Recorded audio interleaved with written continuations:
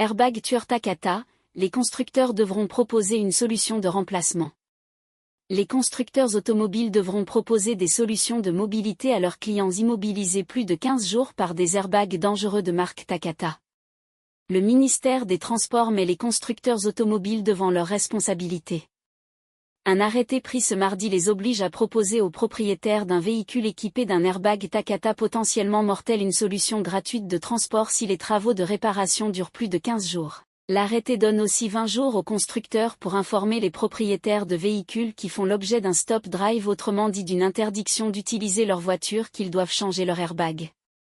Un rendez-vous pour effectuer la réparation devra être fixé dans les 2 mois. Une astreinte d'1 million d'euros par semaine de retard. Citroën à Volkswagen en passant par Mercedes met à l'exclusion du groupe Renault. S'ils n'ont pas déjà été contactés par courrier, les automobilistes doivent vérifier sur le site du constructeur de leur véhicule si celui-ci est concerné, avec son numéro VIN, indiqué sur la carte grise. Cette décision intervient après la publication d'un rapport ce mardi qui juge que les rappels de ces voitures dangereuses sont beaucoup trop lents. Ce document commandé par le ministère des Transports en janvier sur les airbags Takata à l'origine d'au moins 18 morts en France dénonce l'inefficacité des mesures pour rappeler les véhicules dangereux, alors que ce sont environ 2,5 millions de voitures qui circulent encore avec ces airbags tueurs. Les auteurs, 2 ingénieurs de l'Inspection générale de l'environnement et du développement durable, IGED, pointent du doigt la difficulté des constructeurs pour retrouver ces voitures. Les rappels sont relativement inefficaces en France, confie l'un d'eux lors d'une présentation du document à la presse. C'est-à-dire en France métropolitaine mais surtout dans les DROM, on n'arrive pas à joindre l'ensemble des propriétaires concernés.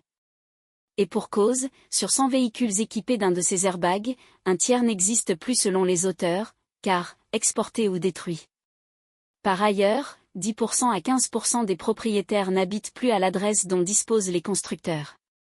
Sur environ 60% des voitures qui peuvent être localisées, on a des taux de réussite qui sont entre 90% pour les meilleurs et 50% pour les plus mauvais, indiquent les 2 ingénieurs du IGED. Et ce sont dans les DROM que les taux de rappel sont les moins bons. Au final, en France, 10 ans après les premiers rappels, la proportion de véhicules qui restent à rappeler c'est au mieux 5% pour les constructeurs les plus avancés mais beaucoup de constructeurs sont encore à 25%. Plus grave, ils ont constaté que les propriétaires de véhicules dangereux s'empressaient de les revendre.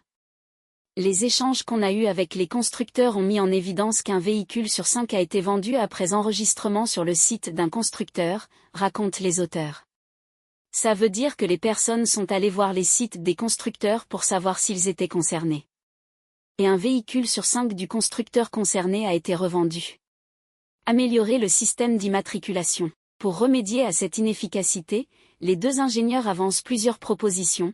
Profiter du contrôle technique, obligatoire tous les 2 ans, pour repérer les véhicules avec des airbags tueurs et bloquer leur circulation ou revente tant que l'airbag n'est pas remplacé.